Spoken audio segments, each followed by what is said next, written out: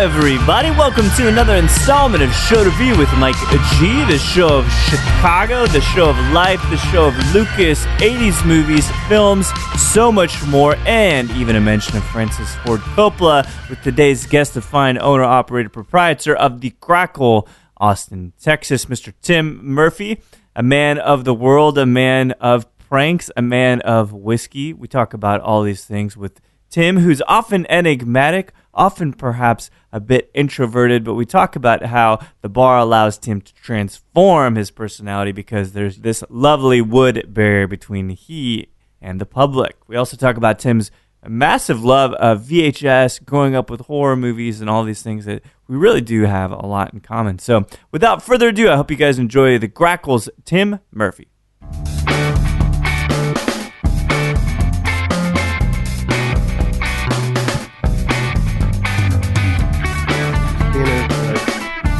Who's, sitting on the couch all summer playing Nintendo or whatever, and then you're 8 hours a day, wearing pads and a helmet and sweating your ass off. Like, it's definitely not as hot in Chicago in the summer as it is down here in Texas, but it's still pretty damn hot. It's humid. Yeah. So then when the four other guys dropped out, I was just like, all right, screw this, I'm done. So you just were doing it. My dad said no. He's like, man, you signed up for it. Oh shit, really? You signed up for it, yeah. So I had to finish the year. So after, I think I played in the first game, but I was on the C team. I wasn't even on the B team, So it was like they'd throw you in for it was like freaking Rudy or Lucas. I was like Lucas, which coincidentally was filmed at my high school. Are you kidding me? No. So because that's like 84, 85, right? I want to say that was. Could have been earlier, but I don't. It was in between 84 and 86. I was in junior high when that was filmed. But I remember, because we didn't live too far from the high school, so it was like a big deal. I mean, they filmed stuff. Corey Haim was huge then. Carrie Green was huge. Charlie Sheen is in that? Yeah. Man, I think it was Winona Ryder's first movie. Holy shit, that's right. Yeah. It's pretty crazy. Oh man, I don't know why I'm excited about Lucas. That's something about that movie. Just talk about Lucas. Well, the whole Jack I remember. Piece, remember? Yeah, man. I had a friend who was a year older than me in high school, and so every year, you get your schedule before school starts, and you get a locker assignment. And they kind of grouped all of the, all the freshman lockers were in one spot, and all the seniors, whatever. Right. They're all kind of in different parts. But he made like a 3 or 4 way trade so that he could have Winona Ryder's locker. Oh man, it was pretty nuts. And I remember it took him. He's like, all right, I know where the locker is. I know the number. I don't know whose it is, but he had to make he'd make a weird trade. Yeah, but he was so stoked on having Winona Ryder's locker. That's so crazy. Can you nuts, man. Brief aside, can you even fathom the fact that she's still a big star? The Soul Stranger Things bit? Yeah, I guess. Yeah, I mean, it's kind of weird. I mean, I don't know. I mean, I guess just like anything, fame and popularity have their ebbs and flows. It's so strange to me. She looks exactly the same, really. Yeah. Well, I mean, when you look at that, and it's nuts. I want to say, so the varsity football coach is actually in the movie playing the football coach. Oh, really? He plays like the assistant varsity coach or whatever. And I want to say that he is still the head coach at the high school. Speaking of things that stay the same. Which is nuts, right? That is crazy, it's pretty nuts. What was his name, man? Jim, shit. I mean, it's a hell of a fun fact, though, that the dude that was in Lucas as the coach or assistant coach is actually still the coach of that football team. Yeah, man. It's a bit weird. But Lombard West High School. Was your dad wanting you to stay in it because it's football country? It's like, no, committed to this thing. You're going to do No, because we were never a football family. Yeah. I mean, I grew up, playing baseball until, I don't know, probably, I think 7th grade is when it started getting like really competitive, and it just wasn't fun for me anymore. Yeah.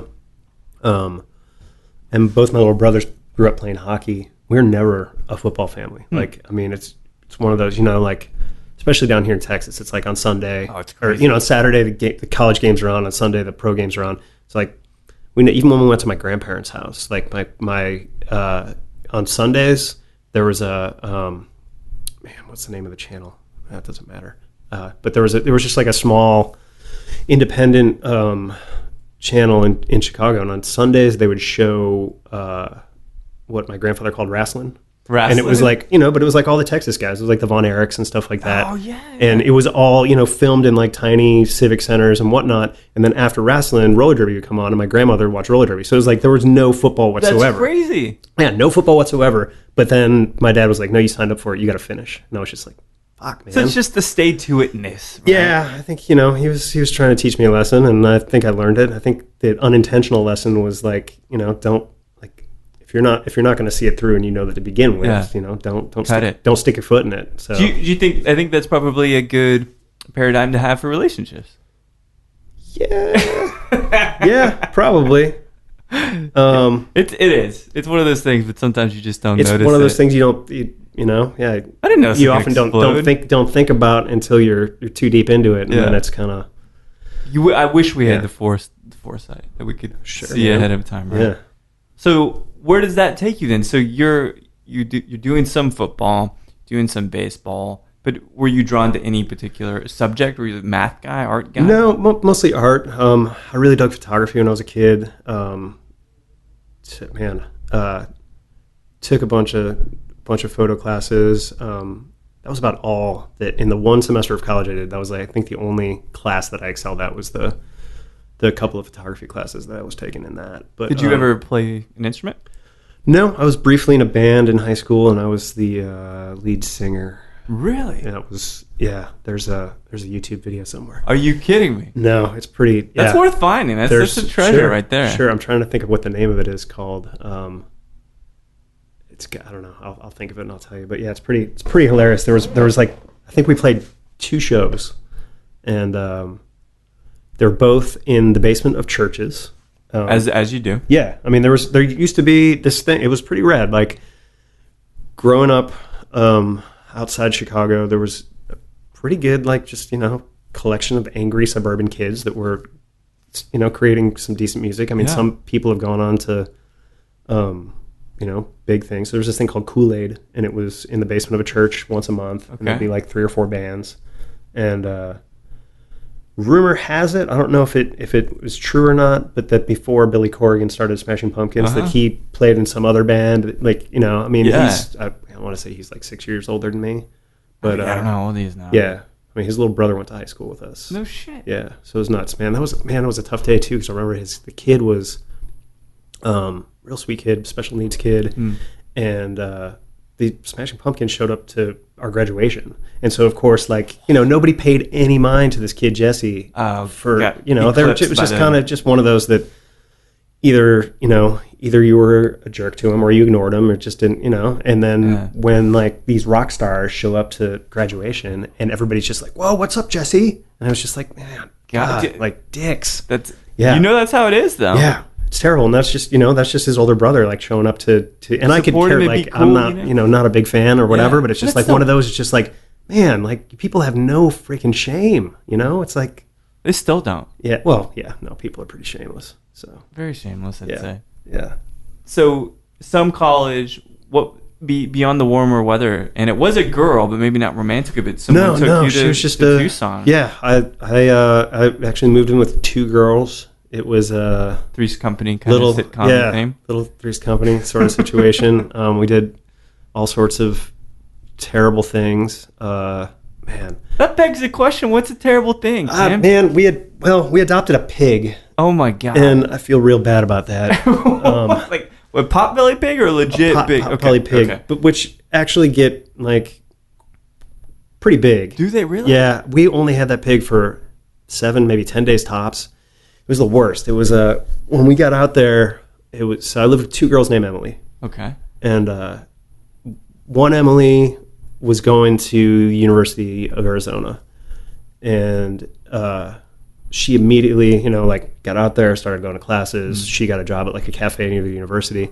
And me and the other Emily were having like the worst time finding jobs. It was like, I think 2 months before I got a job. And then I think just conveniently, like she got a job like 2 days later. Like neither one of us was working that hard. Yeah. It's just kind of like we were, young and dumb. And was there something like specifically that you wanted to do, or just whatever it would take? No, it's just kind of like whatever, I mean, the last job I had, but it was one of those things too, where it's like we had enough money in the bank and rent was cheap at the time. Right.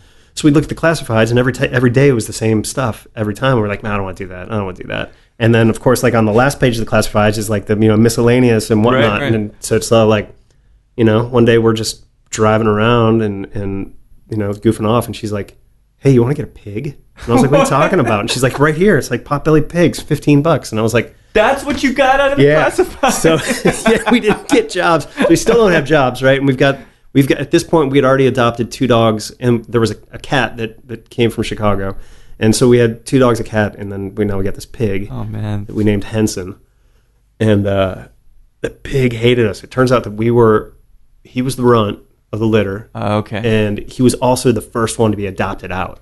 So I'm sure in his little pig brain, it was one of those things where he was like, man, this is wrong. I'm being taken away from like my mom and dad and all my brothers and sisters. Shit. And so we take this squealing pig and bring him home. He got along really good with the cat because they could both fit under the couch. Okay. Hide together, collude together. But then it got to the point where he kept breaking out of the house. Oh my God. And we're just like, shit, we can't do this. We can get killed, really. Pigs will get killed, man. So we put him in the paper, like, free to get home, month's worth of pig food. And some kind of straight out of speaking of my weird relationship with movies, so the University of Arizona is where Revenge of the Nerds was filmed. Yeah, oh yeah. And Lambda.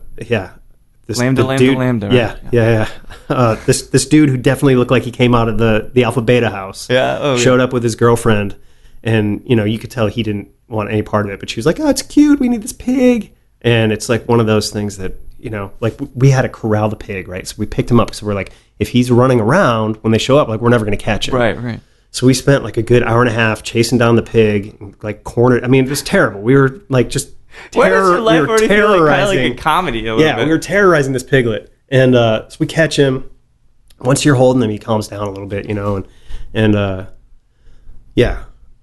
so they show up, and we're like, yeah, here, he's quick. He takes a little getting used to you, but once he knows you, it'll be cool. Like, nudge, nudge, wink, wink. Hand off the pig, and like, dude's all like, "All right, thanks, bro," and like grabs the pig food, and like they take off in their like LeBaron convertible or whatever. Oh Christ! And and then we both, me and the unemployed Emily, like kind of just sat down on the stoop and like had a smoke, and we're just like, man, we just signed that pig's death warrant.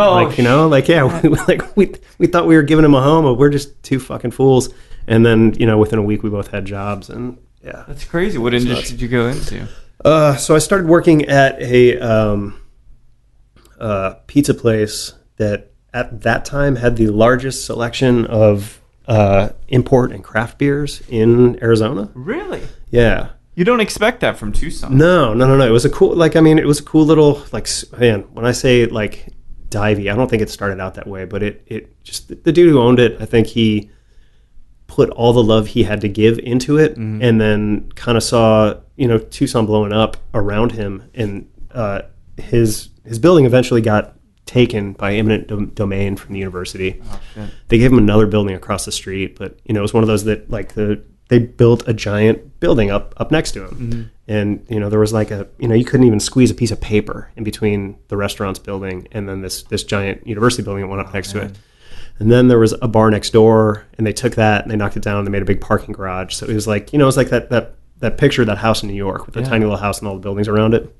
It's kind of like that. He had like a 5-story U of A building on one side, and then he had like a 4-story like giant parking structure. And then here was his little building that the university now owned, but it was one of those that it was a university favorite. So they just kind of like, we're going to hold off as long as possible. And so, they didn't want to put any money into the property, and he didn't want to put his own money into the property. So we just kind of watched like the building crumble around him, and it kind of sucked. But it was, it was one of those places that people would always like solid happy hour. They'd come for like cheap, like 22-ounce pints of beer. Right. And, he was, had at the time, this was the mid 90s, and he was selling stuff that, normally you didn't see. And you definitely didn't see on draft, like in a like divey little college pizza joint, you know? But it was pretty cool. Where did you think he got his kind of passion for beer? He grew up in Champaign, Illinois. Oh, okay. And he worked for a similar type of a spot in Champaign that had, had a bunch of, like, probably at his time, it was less craft beers because back then it would have been, like Anchor and Sierra were about the only two big ones back then. So it was a lot of just imported stuff, a lot of German beer, a lot of Belgian beer, but like crazy stuff, like a 20-year-old kid, we'd sit there, drinking shit we'd never heard of. Yeah. It was like in the 90s. 14%. And he had like he was a big jolly dude, and he had like no real concept of over serving. Okay. So he would just for him, he's got a massive yeah, tolerance. no, he's a big dude. And but it's just like one of those things where he'd have, I'm trying to think, the one that would always, we almost always had, the tap list very rarely changed, unless it was something like he really geeked out on. He could only get like one keg of it. Yeah. But there was this Belgian beer called Grimbergen, and it was, I think it's a triple. It might be a quad. Either way, it's a big beer. I want to say it's like 14%. Wow. And he'd serve it in a 22-ounce glass. Like, do you want a, I mean, it was like, and shit, even at that time, it was like cheap if you think about it. I think he charged like $10. So $10 for a 22-ounce beer that's gonna knock most people on their ass. Just one and done. Yeah, and it was nuts. It was pretty crazy. Did you working in that being kind of, was that the first instance of you doing hospitality stuff? No, I mean, I'd waited tables and stuff in high school, but that was my like. That was the first job where I poured draft beer that that wasn't coming off a hand pump at like a backyard party, and it wasn't like a keg of Schlitz or whatever. Right. So it's a nice experience. It's I mean, the fact that now we use craft in almost in a derogatory sense now, but then there was no term. Well, that was that was a thing, man, and it was crazy because there's like the majority of what's considered craft now. Like, I mean, I don't even think that with the amount of breweries that are popping up in Austin weekly. That's crazy. People don't think of Anchor and Sierra as craft anymore. They're just big. They're just big breweries. But they don't think about the fact that those dudes have been around for a long time, and they've been around for a reason. Like, they make great beer. They're just kind of overlooked in a like a over what's the word I'm looking Saturated? for? Oversaturated scene. Especially with everybody's. I don't know about the rest of the country, but like with the Austin market being so saturated with a new offering every couple of weeks, right? It's it's hard for people to like think like why is this still relevant? Right. That's a good point. Yeah, I mean, we still it's hard for you guys to kind of keep stuff fresh and still appeal to new while paying homage to old. I don't think so. I mean, I know that we get. It's weird because the Grackle is almost like it's 2 or 3 bars all at the same time, and somehow it works. Because we'll get like the like beer nerds and beer snobs that are just kind of searching for holy grail stuff that we'll tap every now and again, and then we definitely get the same folks about whiskey. And then we have the people that just want like a cold Lone Star and a cheap glass of bourbon, and it's definitely it's the holy trinity if you think about it. Yeah, it's pretty great because it's I mean, I just like to tell people like so coming back to the whole draft thing and I always tell people that I'm aside from a few exceptions that are in there, there's nothing in the Grackle that I wouldn't be happy to drink myself. Yeah. The exceptions would be vodka, which I think is good for. It's got its place, right? It's good for cleaning. Sure. And then Fireball. And but you have to carry it because people want it. Technically have to carry it. Well, have to. But right? The thing with Fireball is that you can put a sin tax on it, which it's like if I want to keep, it's like with our well liquor. It's like if I want to keep our well liquor at that price, then you charge more money for stuff like Fireball that people just have to have. Right. It's almost like a punitive cost. Well, it's one of those things too. It's kind of like, man, every time I give you one of these, I'm giving you a little bit of diabetes. Yeah. So it's just like, you, sir, deserve this shit, as a matter of fact. Yeah. It's kind of like you need to pay back into the system a little bit because, you're just here to drink candy. Yeah. So thinking about the people element then. Yeah. I'm definitely a river to my people. Yeah. No, I'm not a people person. I didn't think so. Yeah. But I'm not trying to cast aspersions, but. No, not at all. I mean, I like people. I think they're fine. Do you? They're fine. They're fine. Yeah. But I mean, there's a reason why I like to keep 3 feet of wood in between me and, barrier, and the people, Yeah. It's I can deal with them just fine if we each have our own little space. Yeah. So. But it's harder beyond that. I mean, people are tough. I like my dog a lot. See, she's good people. She's good. Yeah. So. I had this.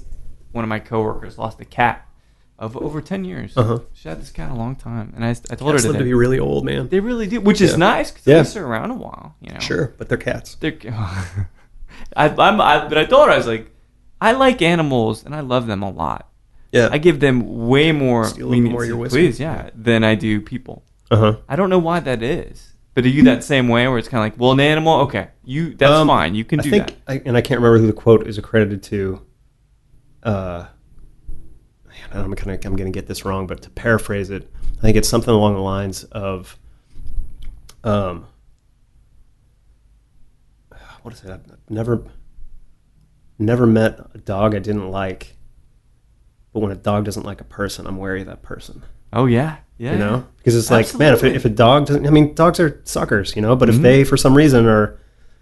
Like, kind of turn a side eye at a person, then it kind of gives you pause to kind of reflect on, like, why does this dog who's normally licking everybody's hand won't go near this dude? Yeah. It is alarming. And I mean, there's this one story as you're pouring this whiskey that I lived up north for a while, and I walked out of my house to go to work one morning, and this lady's on top of a car.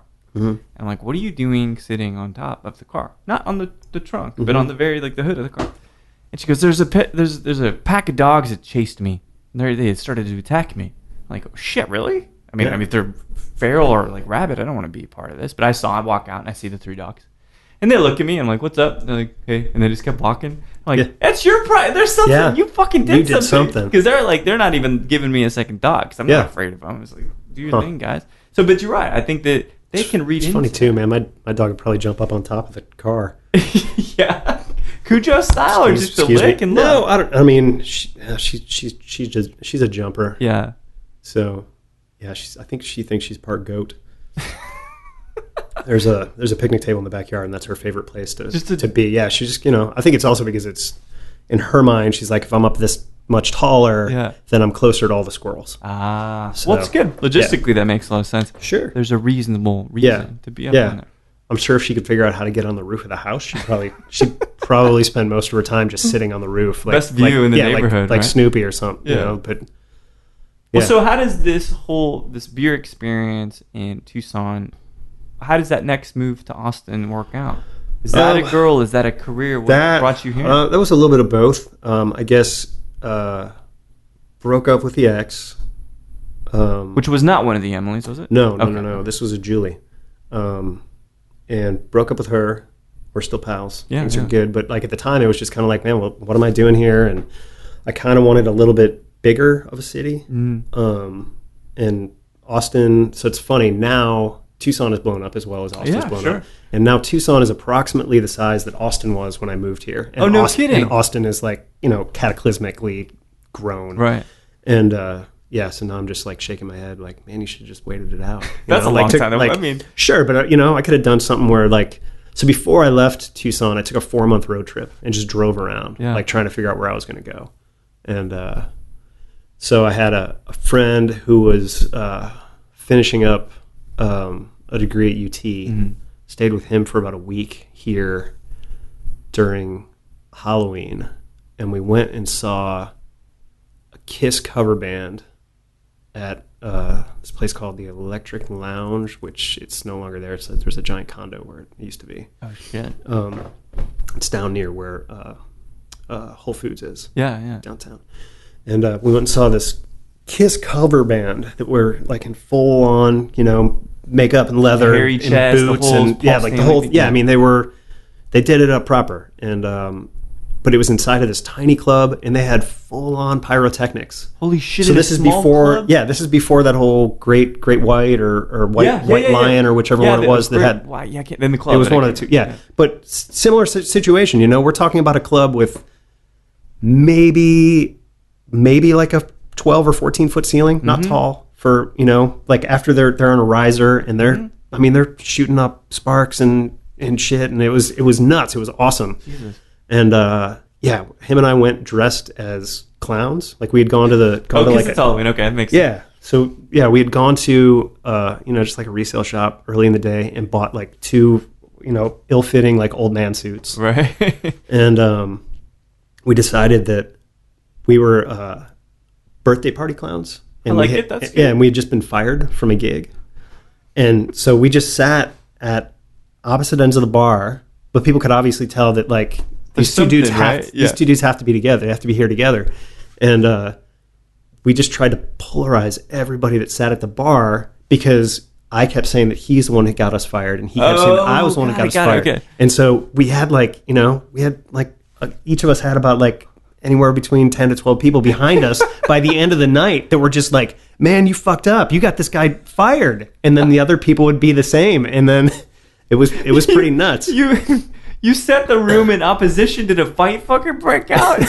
No, surprisingly, fists were not thrown, but there was a lot of angry words, and the whole intention of it was that I think throughout the night, him and I each only paid for one drink. Oh, the sympathy drink. Yeah, it was oh man, you lost your job. Like, oh, we just figured it's Halloween. You're clown. It's like, yeah, man. Like you would think that, but don't you think a clown maybe would want to dress up as something else on Halloween?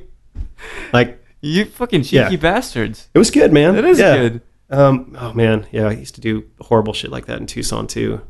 Like, try to start a bar fight and then back out of it, and watch two other people get into a fight and get kicked out of the bar. Do you remember Fight Club when like people are trying to instigate fights? Yeah. Like, pouring water on a priest and shit. Yeah, the guy with the hose. Yeah, that was good. Yeah, but it was stuff like that. Yeah, me and my buddy Ray used to do this same kind of thing. Like we were fighting, get other people involved in it, and then we'd kind of like quietly excuse ourselves from the situation and watch these two people who have no dog in the fight just go at each other's throats, and until the bartender's just like, the two of you out, get the fuck out. And then and then me and Ray kind of come back from our other corners of the bar, have hey, cheers, here's some whiskey. Oh my gosh. Then the bartender gives us the knowing look, and she'd be like, fellas, like, sorry Patty, stop instigating.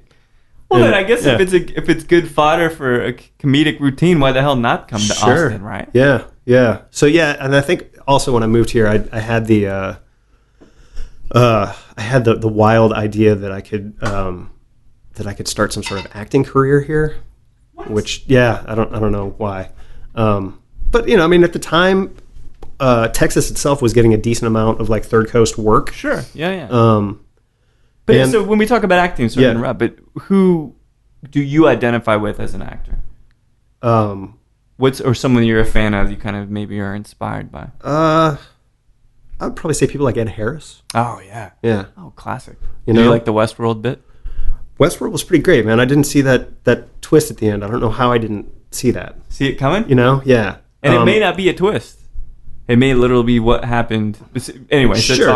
But it was great. Like I'd seen the, I guess, as a kid, like I was always just a big fan of movies. Yeah. And we had, this is funny because I know it's going to go through your head the second I say this first sentence, but 2 towns over, we had a video store that stayed open 24 hours. No, it was not that kind of video store. They stayed open 24 hours, and they were like a mom and pop, kind of like a I Love Video or Vulcan Videos, but 24 hours, and they had like the most ridiculous selection. So I would wait for like my parents to go to sleep, and I would take one of the cars and like drive 2 towns over. I think that was the first time I had a checking account. Like I started a checking account so that I could because you had to have some sort of on file reference to rent a video. Oh, I see. Okay. So I started a checking account so that I could rent movies. Jesus. And so I'd they'd be in bed maybe by 11 or so. I'd go to the video store after midnight, get like 2 movies, watch them back to back. And then my parents were usually up around like 5:30, 5:45 to get ready to go to work.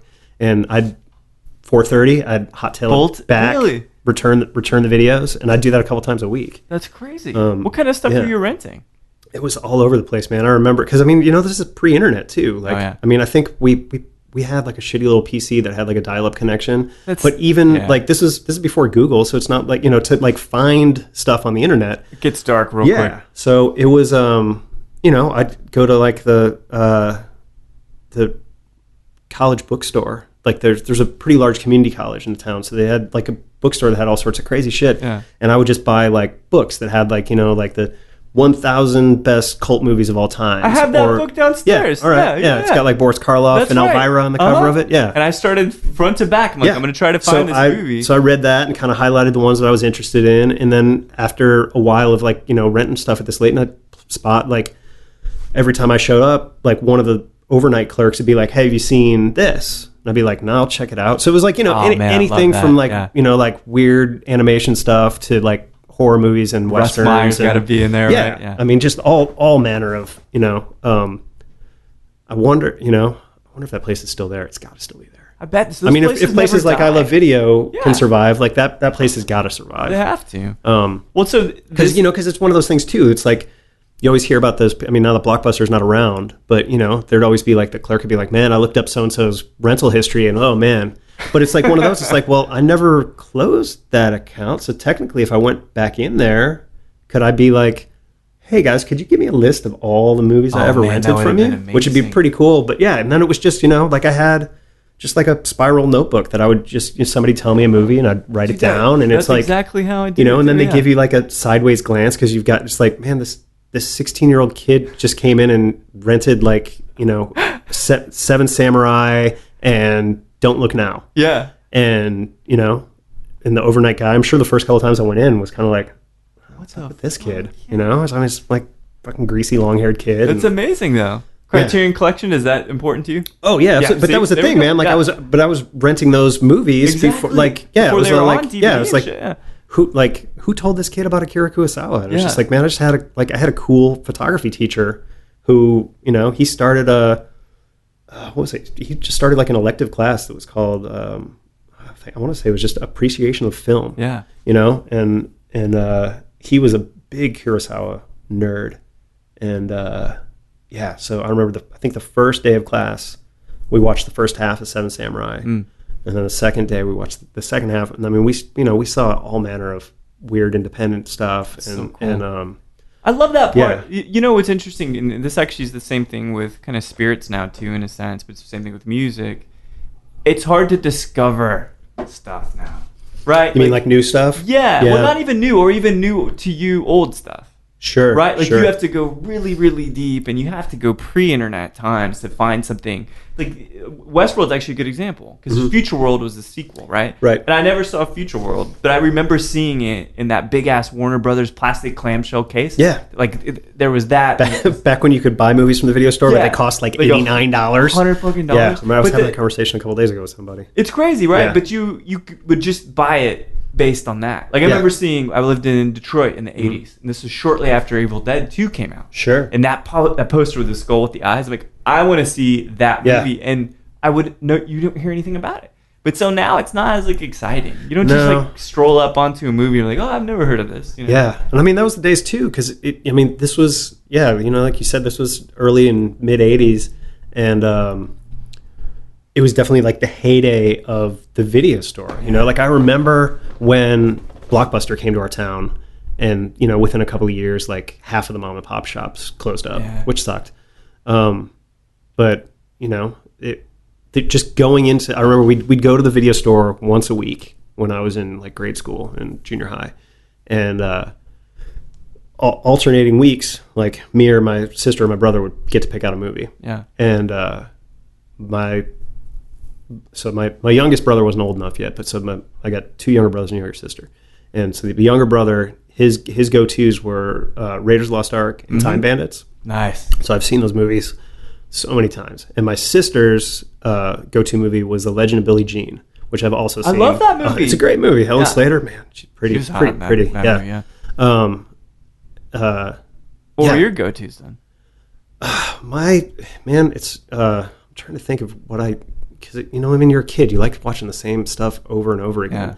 I think I got away with my dad would let us rent just about anything. He didn't care, and I think at one point my mom cracked down because I picked out Baron von Munchausen because I like Time Bandits so much, and I was like, oh, this guy's he's kind of quirky and weird, and my dad would always we'd always watch reruns of Fawlty Towers and Monty Python on PBS. And so I was like, and he was like, oh yeah, he's involved with these guys, like he does all their animation. So they're like legitimized, right? Yeah. So of course I was like, yeah, I need to see this. But of course there's like a half naked Uma Thurman in it. And my mom was like, whoa, boobs. But it's not sexual. No, it's not. But like as a kid, you're just like, yeah, boobs. And so I think my mom was just like, yeah, no more R-rated films and whatnot. So then I had to get a little bit more creative with what to rent. But then of course, there's always the kid across the street whose family had like HBO. So you just be like, yeah, man, I'll just go across the street and we can watch with HBO, watch whatever's on over there. Yeah, it was a great time for that. So do you think like that kind of deep interest and really passion and creativity that gets percolating when you're watching this stuff? Sure. Is that what drove you to really consider wanting to be an actor? Because Austin, that makes some sense, right? Yeah, I'm trying to think how or why I got that idea in my head. Is this so? Remember, there was the show that Matt Bearden was on. Yeah. Oh, yeah. Austin Stories. Austin Stories. Yeah. Was this? Had this happened already? Austin Stories would have already happened. Okay. Yeah, because I want to say that was like 98. Yeah, something. 97, 98. And I had actually never seen the show. I had actually never seen Slacker when I moved here. I still haven't seen Slacker. Don't bother. I like Linklater, dude. Yeah. Nice guy, makes some good movies, yeah. But not everybody can make like everything. And I get that there's that old Austin nostalgia for it, and like watching it and seeing a whole bunch of landmarks that aren't there anymore. Some that left before me, and some that have left since I've been here. That's kind of interesting just to watch it. But man, I remember the week before I left, the girl that I broke up with in Tucson was like, "Hey, if you're gonna go to Austin, like you need to watch Slacker before you go there." And I think I fell asleep twice during it. I was just like, man, like this is like nothing, which is weird too, because I've watched plenty of movies where nothing happens, and I get it that's kind of the point. But yeah, it was just like this is terrible. You ever seen Leclerc, Michelangelo Antonioni? I don't think so. Nothing happens. Yeah, all of his movies. If you ever go, it's like Red Moon, I think is another. My Dinner with Andre. Oh, jeez. Yeah. Louis Buñuel, right? What is his name? Is that his name? No, I might be wrong. But anyway, so like... Yeah. I thought that... Anyway, yeah, no, because we're going to nerd out. I just remember it's Wallace Shawn and... But of course, that like weird stuff like that, then it leads you to strange... like what Andy Kaufman made that... what was it? My Dinner with Blassie? Yeah. And I've never seen it, but... It's weird. It's just... Andy Kaufman and classy Freddie Blassie, the wrestler, like having supper. Amazing. And yeah. But you come here, and so 99, things are interesting. What do you start doing when you get into town? I had the kind of the same thing as when I moved to Tucson. I had like about 2 months worth of living in my pocket. Yeah. So I think I took about 6 weeks to find a job, and I would pretty much just go to the what was it called? It was called the Hole in the Wall. No, not the Hole in the Wall. Hole in the Wall's still there. It was called. Man, it's on the drag. It's on the drag. There's another bar there now called the Local. It's called the Showdown. And it was just a Showdown. Yeah, it was just a beer bar, but it was great. They had a couple of pool tables. They had some of the best bathroom graffiti I've ever seen. It was I think this was also in an era when people like respected bathroom graffiti a little bit more. Interesting. Because you'd notice like some stuff would get preserved, and they'd kind of selectively paint the bathroom. Right. Whereas now, like, it's just kids tagging bathroom walls. And it's like, it's like, where have all the good bathroom poets gone? Because everybody always writes the same crap on the, like, hey, smile, like, be happy. Somebody looks like, yeah, I get it. Like, I'm thinking of but piss. it's like like, man, nobody writes good stuff on the bathroom walls no one anymore. Writes good stuff in a lot of sense. So yeah, that is true. Maybe that's why this is the root of a larger problem. That's right. You talk about shamelessness. Yeah.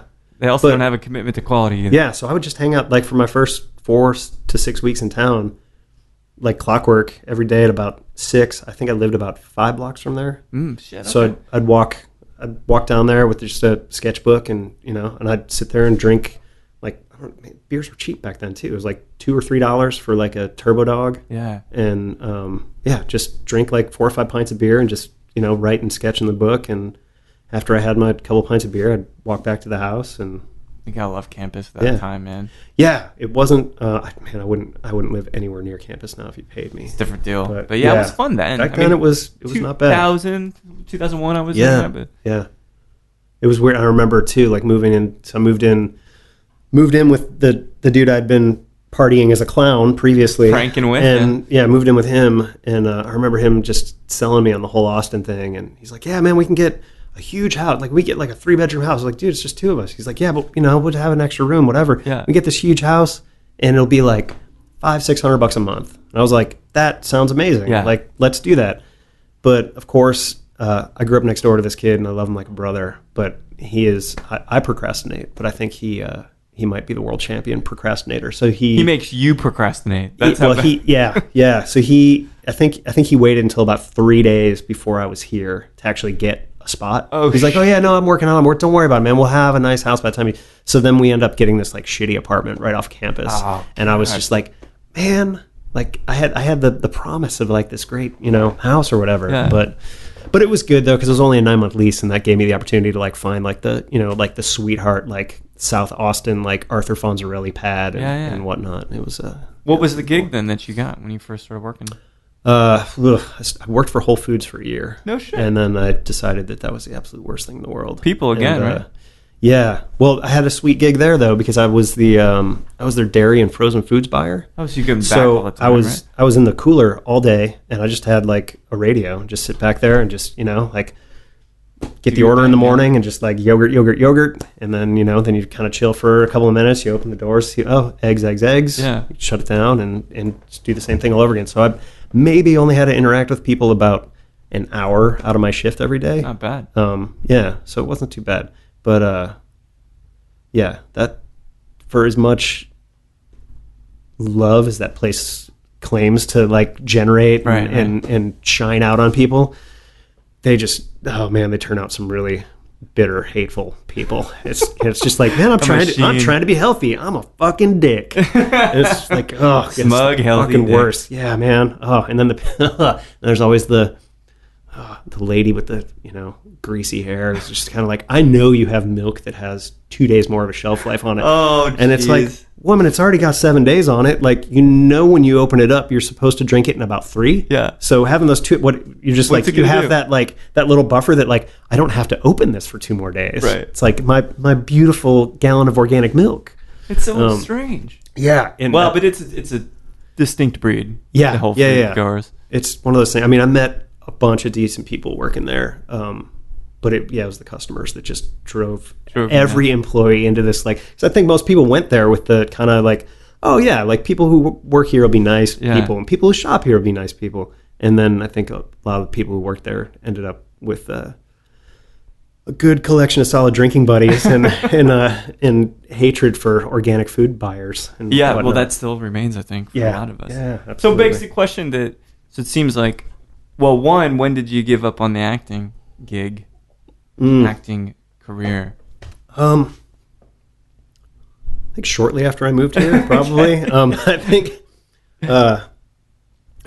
after a couple months of being in the Austin workforce, and I think that the idea and the ideal of Slacker, even though this town is pricing out all those people, right? But I think that ideal is still alive, and I think I kind of got the like, oh yeah, you don't really have to do a lot to be able to, other people surround themselves with more people than I do, but to, at least pick and choose some decent folks and like just get by in Austin and like, and have a good time.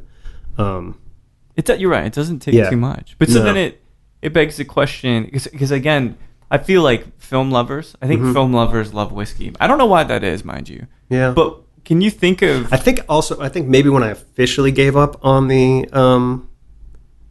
acting thing was, the expression, if you like sausage, don't watch it being made. That's right, yeah. Yeah.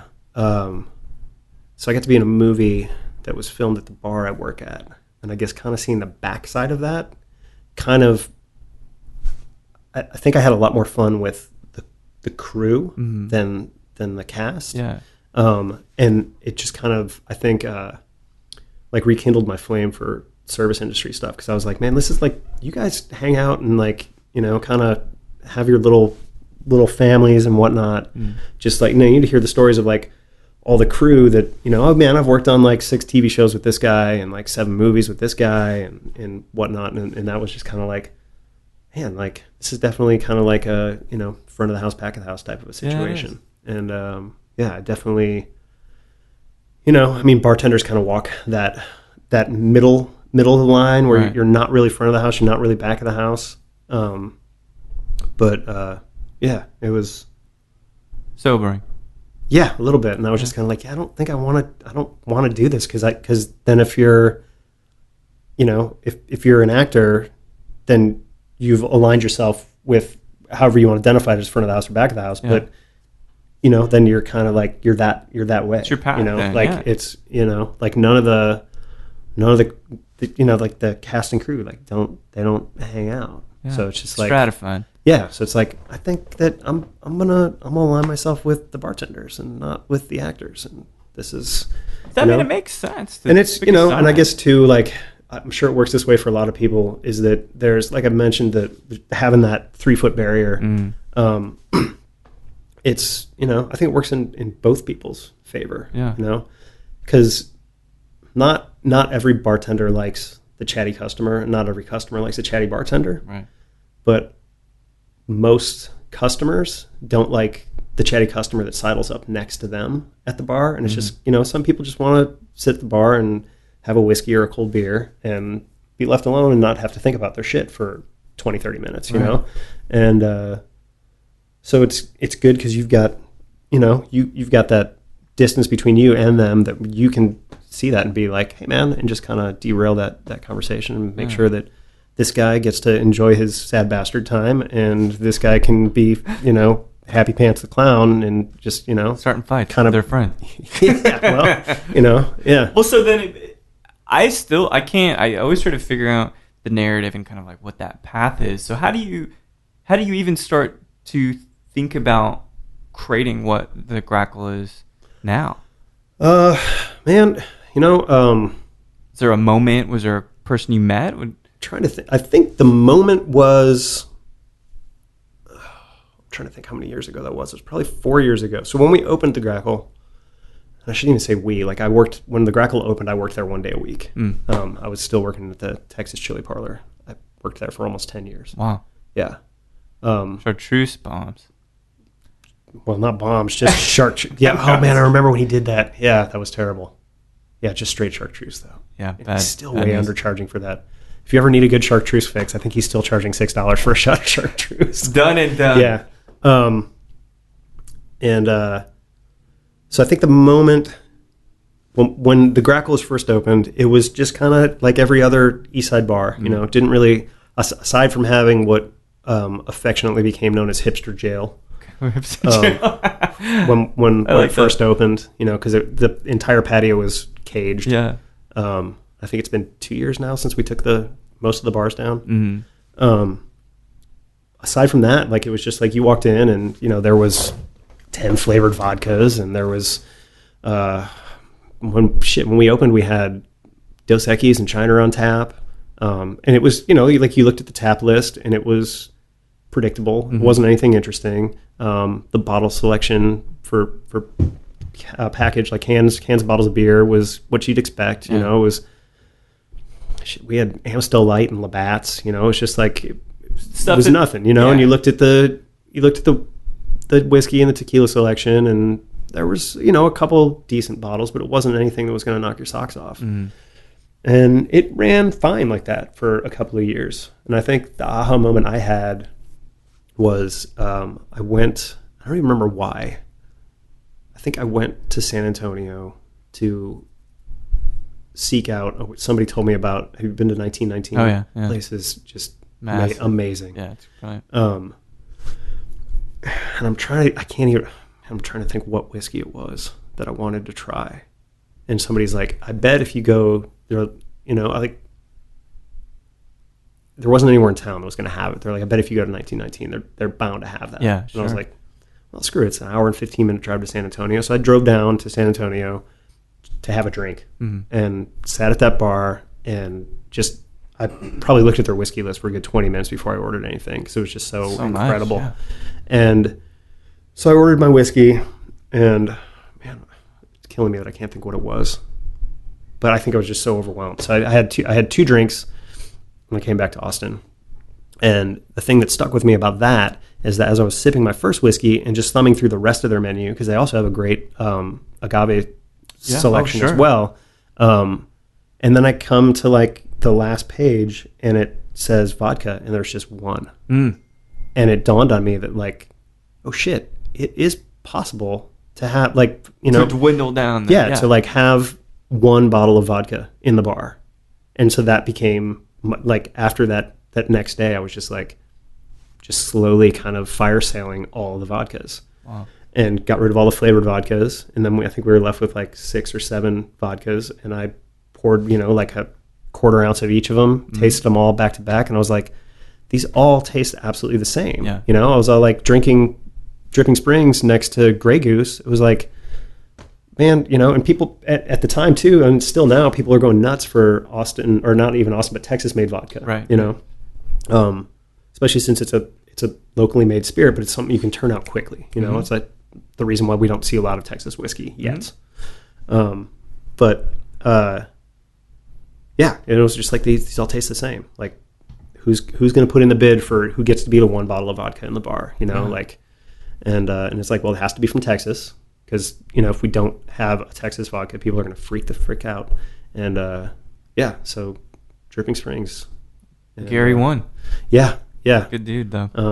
Not going to talk any trash on the other vodka giant, but they showed their hand, and those cards are dirty. Yeah. Oh, this whole industry. It's one of those things, too, that it's just like, in my position, like I don't often get to be the customer, but in that relationship, I am the customer, and it's like you make the if like when you don't treat a customer right, don't expect them to return back for business. Exactly. So kind of a no-brainer.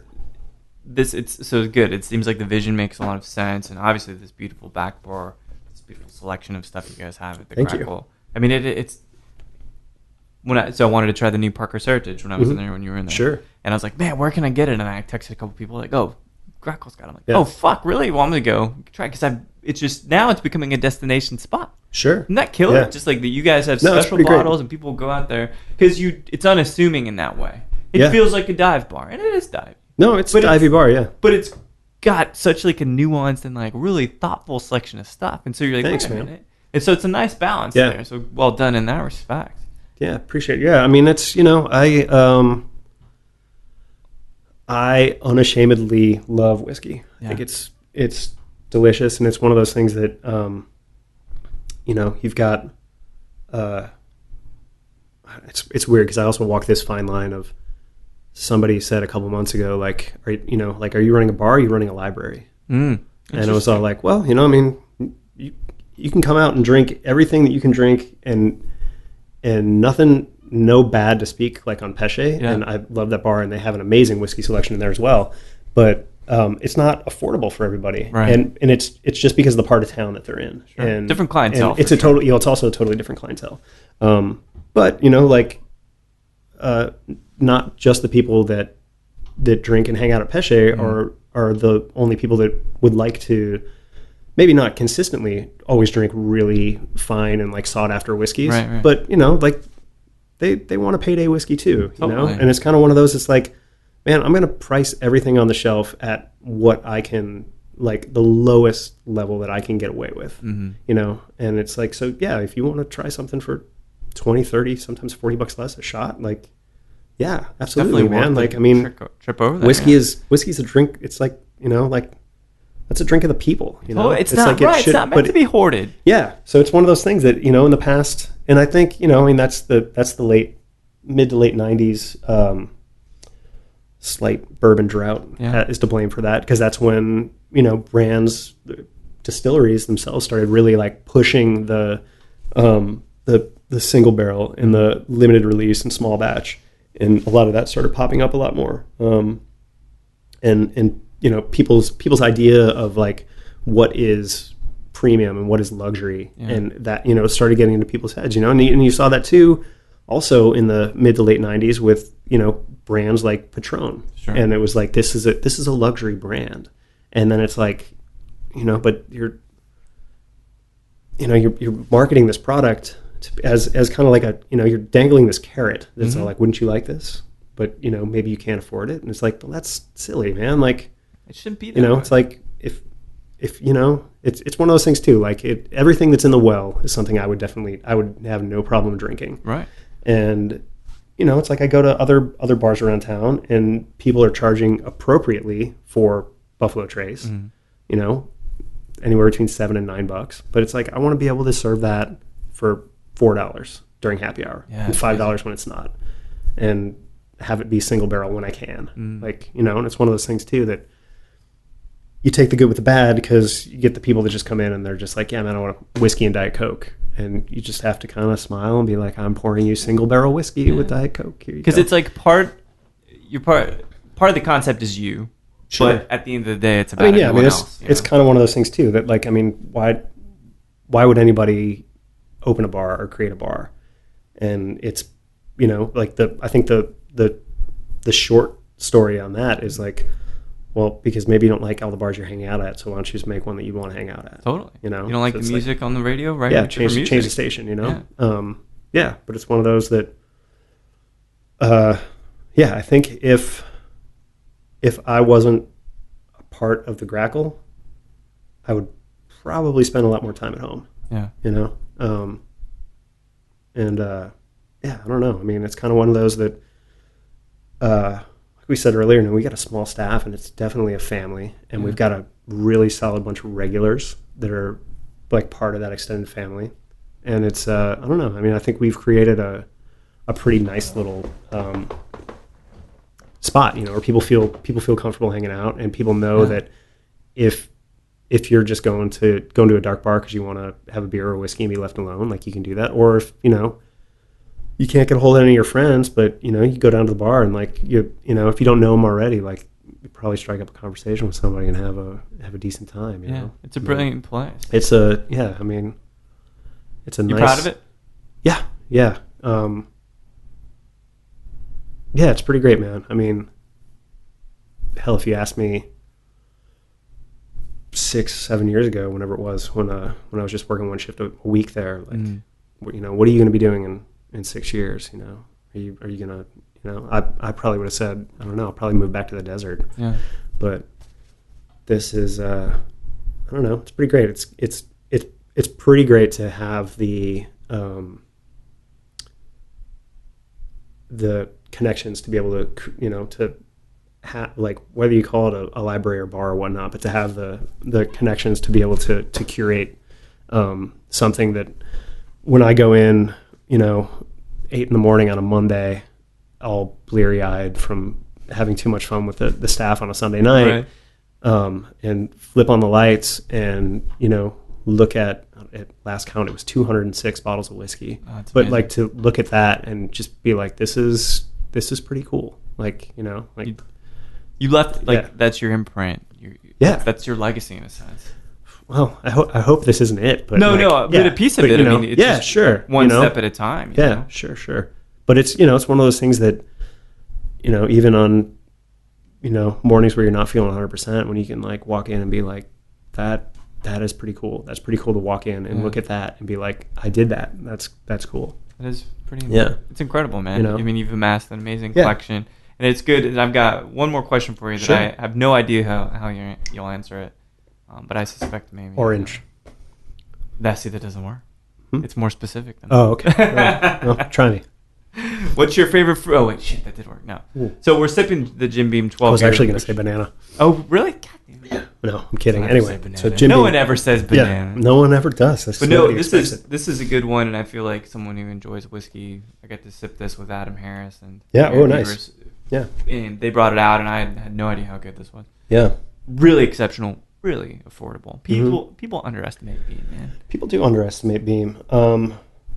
And it's, I mean, what do you got? Three generations of like master whiskey makers that are, you know, kind of split and spread out. But when you look at almost all of the major whiskey houses, like there is a connection to the Beam family. Absolutely. And I think it's one of those things too that, you know, people ask me a lot, like, what's your favorite whiskey on the shelf? Right. And it's, you know, it varies. Like I've always got like my go-to whiskeys. But the fact of the matter is, like, when people are like, oh, Jim Beam, it's like, man, it's like, I will happily, you know, you go into a bar and they don't have whatever your preferred brand of whiskey is. Yeah. You always have those like 2 or 3 others in your back pocket. That's like, oh man, like I used to drink that all the time. I'm happy drinking that. Absolutely. And I will happily drink some white label Beam. Dude, like always. it's great whiskey. And it's one of those that people kind of shake their head at it and they're like, well, you know, that's like grandpa whiskey. And it's I mean, like, it's bad. Well, you know, your grandpa drank it for a reason, right? Yeah. You know, it's one of those that my go-to whiskey about 6 or 7 years ago was always Wild Turkey Rye 101. Oh yeah. And it still is. I don't drink as much rye as I used to, but that is all, like, if somebody's like, what is your, not to turn the topic from Beam, right. but it's one of those, and people are like, really? Like, you don't, you know, like, and not to shit on Heaven Hill, because Rittenhouse is an amazing rye whiskey as well, but like, you know, it's hot right now, or it has been for the past 5-6 years. And I'm like, man, Turkey, it's like the Russells have been making whiskey for a damn long time, right? Like, you know, just as long as the Beam family, you know. Just because something goes out of style doesn't mean it's bad. It's right? It's like this has endured as a brand for as long as it has, for a reason. Yeah. And I mean, Beam still comes out with, I mean, that Bonded they came out with a couple years ago. Great. That really surprised me. I was, you know, I mean, at the time when Beam Bonded came out, I want to say that there was only like 3 or 4 bonded whiskeys, and they were all from Heaven Hill. Sure. And then, you know, Sazerac dropped a couple of bonded whiskeys, and then all of a sudden Beam's got one. And like, I remember the Glazier's rep walking in with a golden bottle of Beam, and I was like, oh, what's, you know, like, just not looking to be disappointed, but I was just kind of like, I don't know where this is going to go. And it's one of those that I'll consistently point out to people. Like, you want like an exceptional, like, budget priced whiskey, like that's a solid proof. Yeah. And you know, and like, like leaves a nice mellow burn in your chest. Like, Beam Bonded's a great whiskey. And I've heard plenty of industry people shit on it, and it's just like, man, like, give that whiskey a second shot, just because it's got the Jim Beam name on the label. And it's like, there's, you know, it is, and it's the same thing with movies, and it's the same thing with music. Sure, yeah. Like, once it becomes cool, then it's like not cool it's not cool anymore, right? And that's just stupid, you know. Yeah, or just, you know, once Prince dies, everybody loves Prince, right? Like, and I didn't really like. Prince is fine, you know. It's oh, fine. Man, this is gonna get dark. Yeah, no, I know, but and people will give me shit about it. But Neil Diamond, right? Like, I legitimately like Neil. Phil Collins is even a better example. Sure, man. I actually love. Are we gonna Phil sing Collins. Sweet Caroline? I don't know. I'm not. Yeah, I haven't been. There's not enough bourbon in that bottle. Sure, man. I don't know. Yeah, Kentucky Woman's more my jam anyway. There you go. Yeah. There you go. It's perfect. And I think that kind of ties into the whole bourbon thing. Maybe that's perfect. Yeah. But so this is the question. You have a deep love of cinema, we'll call it that. Sure. And you are at the Grackle, okay? But you're not working. You're just there sipping some bourbon. If you could have anybody come in to the bar and sit next to you and have a chat with them, a deep conversation, living or deceased, who might you love to just share a great chat over some whiskey with at that bar?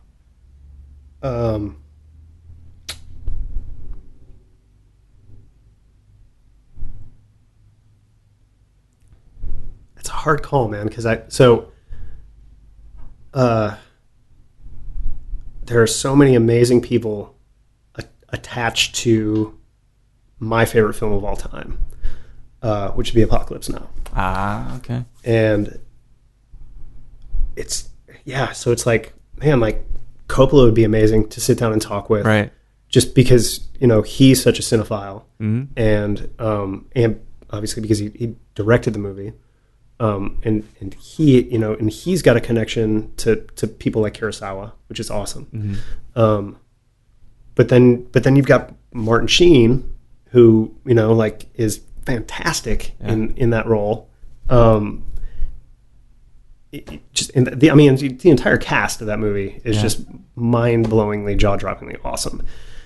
But at the same time, it'd be just as cool to sit down with Lawrence Fishburne and be like, man, like fresh out of the gate. You walk into this. Like, granted, probably never met Brando, just because of the weird production schedule on that movie. And but you got to work with Sheen and Frederick Forrest, and like man, it's just nuts. Yeah, it's a massive. I mean, just sit down with Frederick Forrest and talk to him about like just his career.